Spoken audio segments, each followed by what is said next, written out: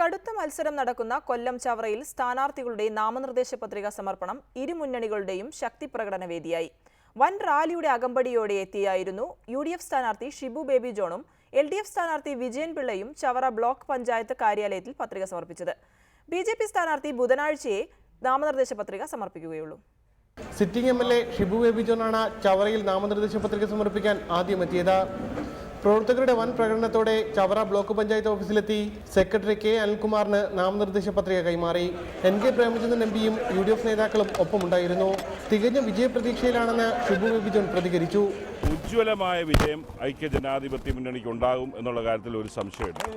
തൊട്ടു പിന്നാലെ LDF സ്ഥാനാർത്ഥി വിജയൻ പിള്ളയും വൻ പ്രകടനവുമായി ബ്ലോക്ക് പഞ്ചായത്ത് ഓഫീസിലെത്തി.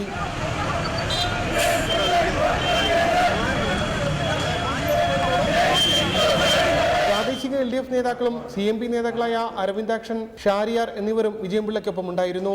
വിജയപ്രതീക്ഷ തന്നെയായിരുന്നു വിജയൻ പിള്ളയ്ക്കും പങ്കുവെക്കാനുണ്ടായിരുന്നത്. വളരെ നല്ല രീതിയിലുള്ള പ്രവർത്തനം നടക്കുന്നുണ്ട്. നല്ല രീതി ആവേശോജ്വലമായ രീതിയിലാണ് അണികളും എല്ലാവരും എന്നെ സ്വീകരിക്കുന്നതും. BJP സ്ഥാനാർത്ഥി M സുനിൽ 27 നാമനിർദ്ദേശ പത്രിക സമർപ്പിക്കും. റിപ്പോർട്ടർ, കൊല്ലം.